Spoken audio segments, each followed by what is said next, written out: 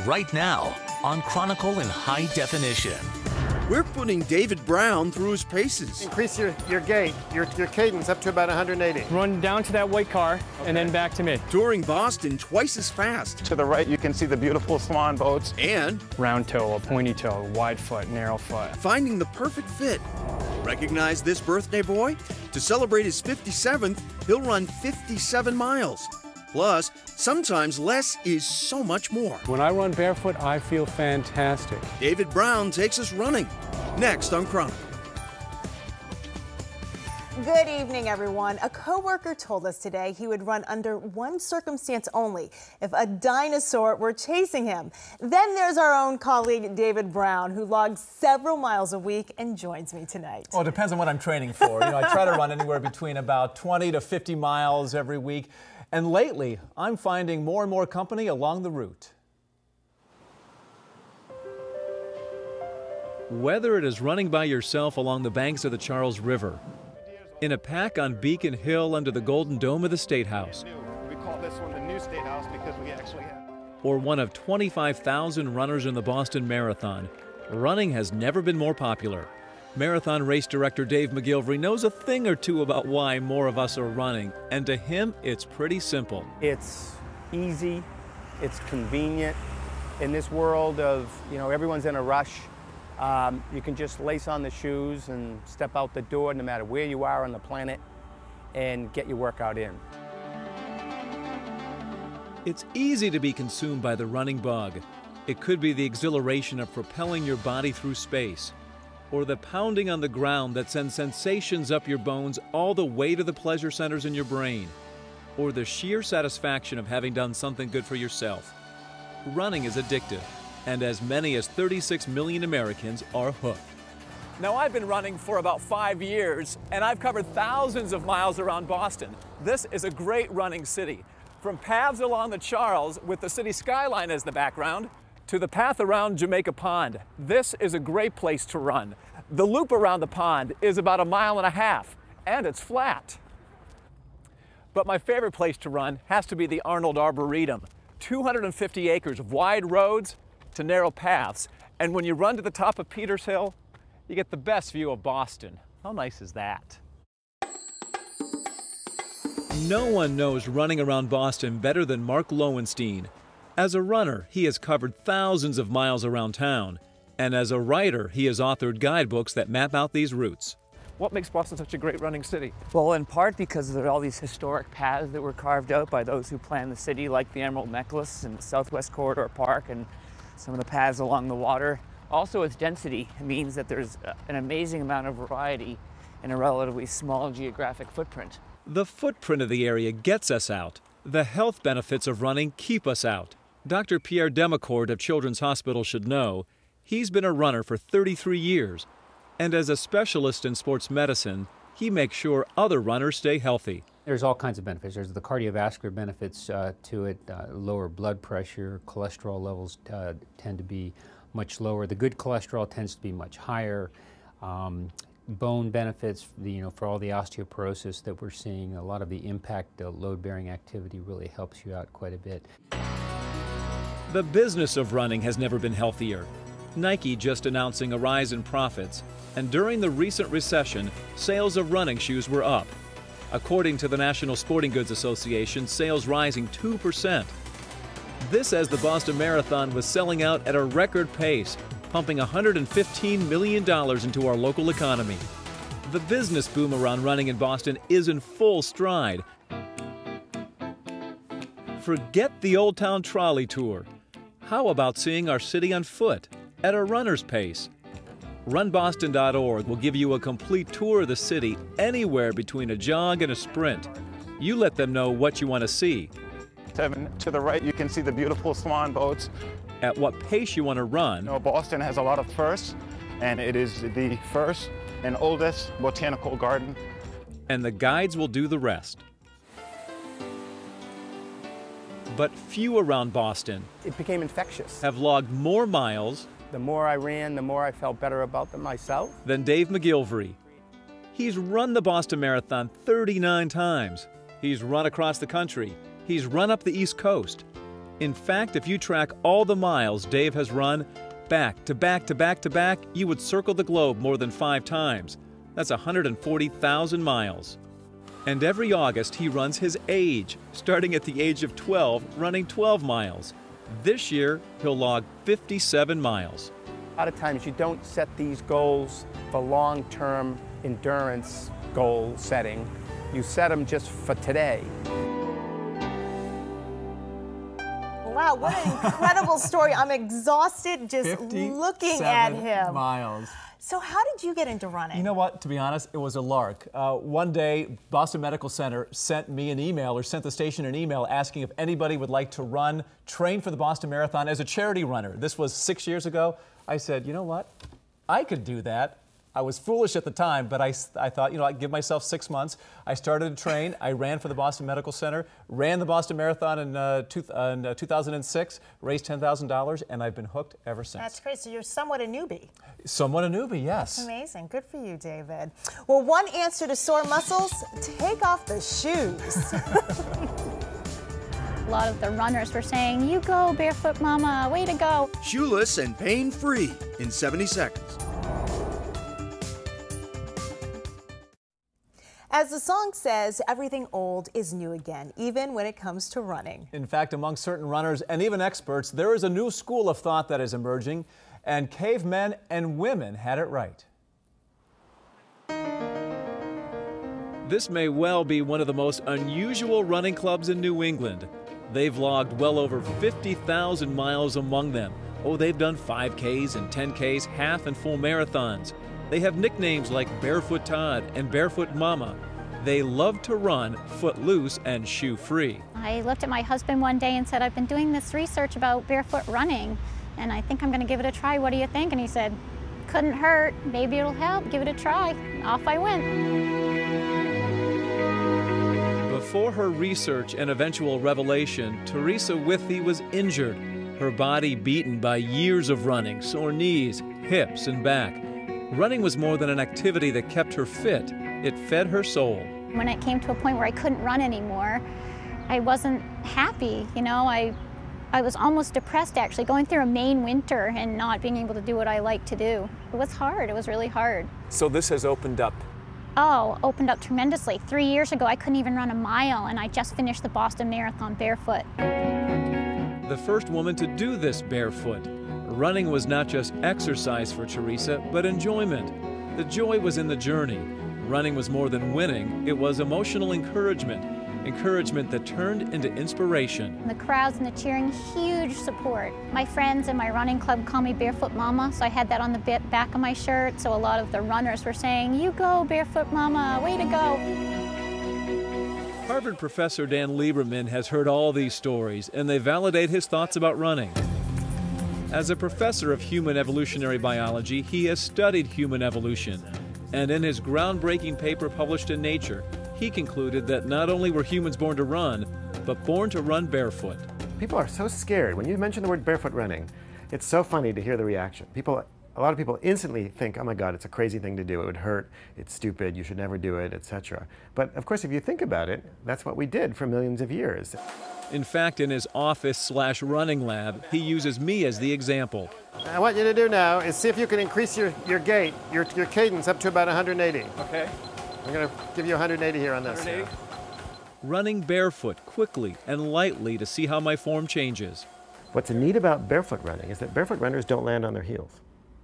They actually land on the front of the foot, very gradually. It's like a plane landing, right? They land on the ball of the foot, and then they let the heel down.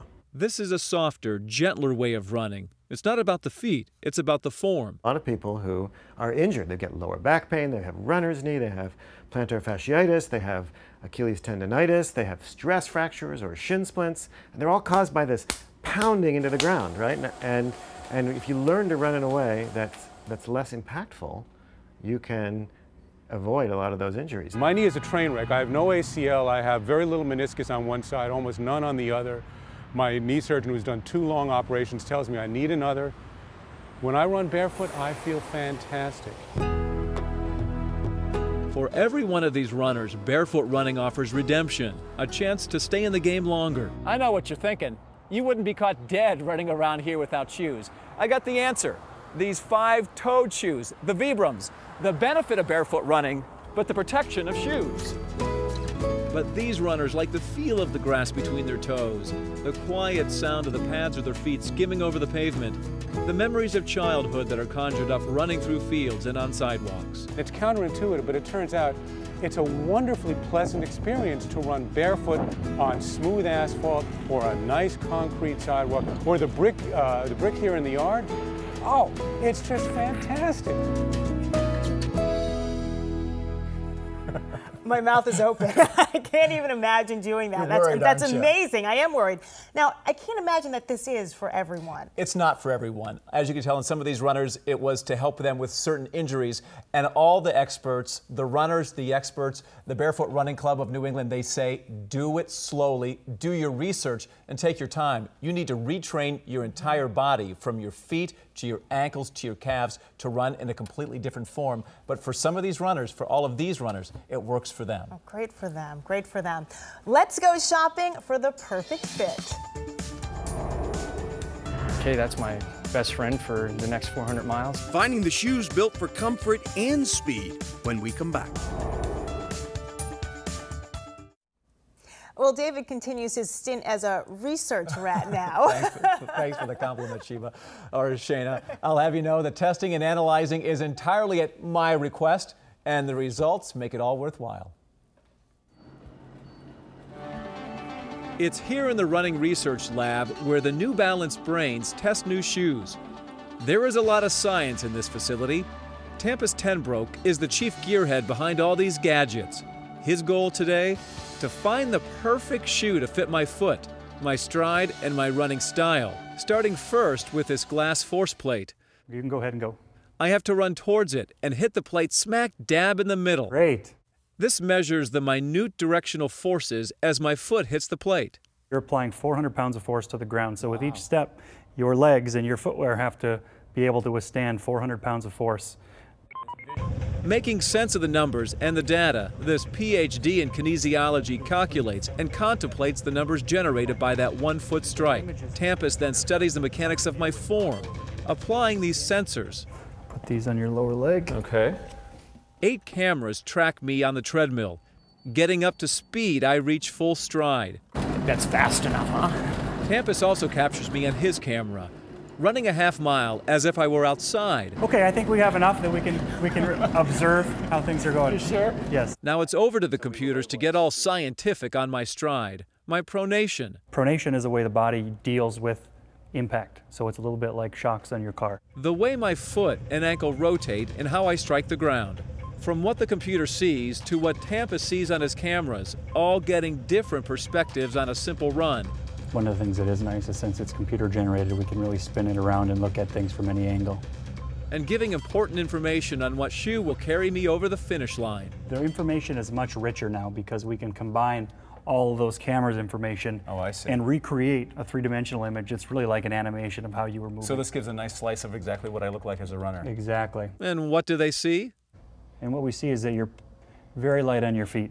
There isn't a tremendous amount of pronation. Light on my feet is a good thing. That is a good thing. That is a great thing. All right. Yes. While the lab approaches shoes scientifically, marathon sports can find the perfect fit with a hands-on approach. Manager Shane O'Hara knows feet.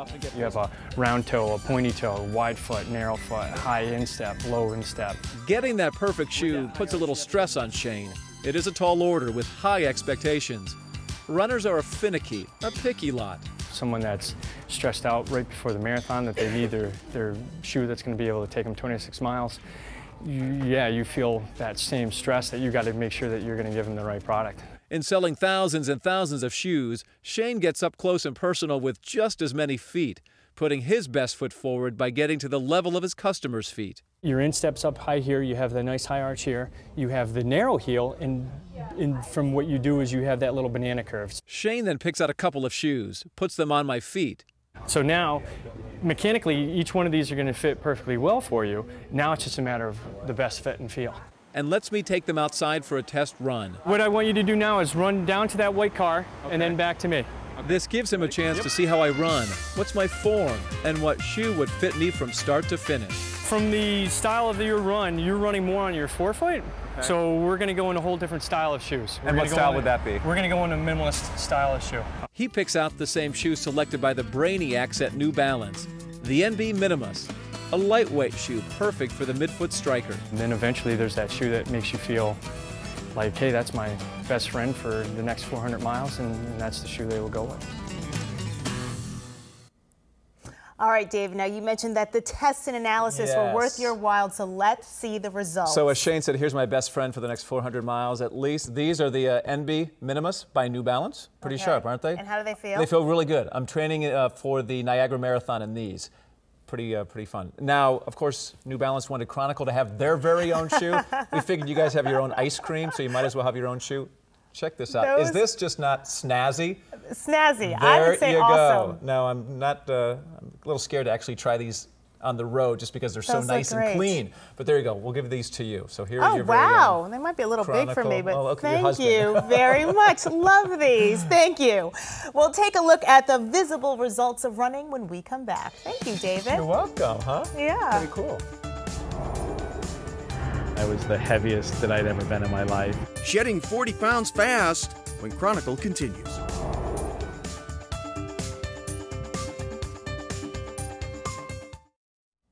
There are nearly as many reasons for running as there are runners. But through many of these reasons passes a common thread: personal transformation.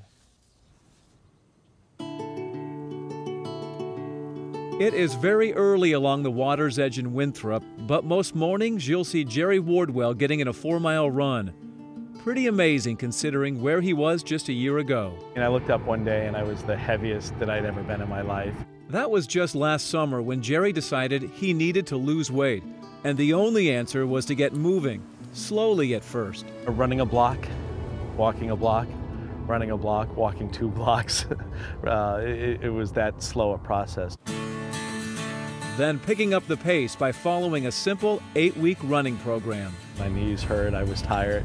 I couldn't conceive that you could run further than a block or 2 at a time, or a minute or 2 at a time. And each time the program upped me another minute, I thought, how am I going to do that? But over the course of 10 months, Jerry stuck with it and has lost 40 pounds. With running, you are either running towards something or running away from something. Jerry runs for his kids, realizing he has already lived longer than his own father. That's in your head, that you've now lived longer than he has. You have 2 young kids, and yet it doesn't seem you're going in a good direction, and the power is within you to do something about it. You see, Jerry is part of our family here at Channel 5. As the story goes, it's good. Yeah, it's good. It's good, and he talked about the turf war. He's our assistant news director. We depend on his calm presence under tough pressure. That's probably the same tape. Running has the ability to change lives. Who are we? Who are we gonna run? Like Jerry, these runners are up training very early. It's just second nature to me. I lace up and I hit the road and I'm one with nature. I'm feeling closer to God and I feel completely free. It's the one thing that I'm able to control. It transcends me beyond the impossible. Gail Henville makes the impossible possible. As a volunteer coach with the New England Center for Homeless Veterans running team, Gail has a simple philosophy. If you can run a mile, you can do anything. I know how running's transformed my life during good times, bad times, and most times happy times. One half drill sergeant. How long are we gonna run? Other half den mother. It's my crazy love affair. Gail is part of Back on My Feet, a running club that has a unique approach to combating homelessness. Through the discipline of running, men and women that have served our country are given a second chance. My self-esteem was down. It's helped me, I started on one of the coldest days this winter here, and I hadn't run in 25, 30 years. And the first day we ended up running 3.5 miles, and it told me that I could do this. Building self-esteem, restoring confidence, guiding some down the road of recovery. The rhythm of the run, the cadence of the footsteps, the beating of the heart creates change. You gotta be physical and mentally ready to say, I am gonna run today, I want to do this. And you gotta say today, I wanna stop drinking, I wanna stop doing drugs. And you gotta make that commitment to yourself. By setting and achieving running goals, the vets reap benefits on and off the track. You can see the excitement and the joy and the fact and the pride that they were able to do things that they didn't think they'd be able to. Like going back to school, getting a job, an apartment. As long as I do the footwork, I can keep going forward. Like, they don't want us to be perfect. They're not trying to make us into like gold medal winners, but they just want us to come out here and show up and just like give an honest effort. You guys have a great weekend. As you go about your day, just think of others less fortunate and send them some positive thought. Running can create change It sure in can. many people's I lives. love it. I'm addicted. Do you know what we want to do? Yes. On our Facebook fan page right now, we want to know from you what your very favorite running song is. For me, Black Eyed Peas, I've Got a Feeling. When I need to dig deep and get over the finish line, that's what I listen to. You so took let that us from know. me, David. We had the same song. So let us know. Go to our Facebook fan page, WCVB. And that's Chronicle for tonight. Anthony Everett is off. I'm Shayna Seymour, joined by David Brown. Thanks for having me. Have a great evening, everyone. Good night.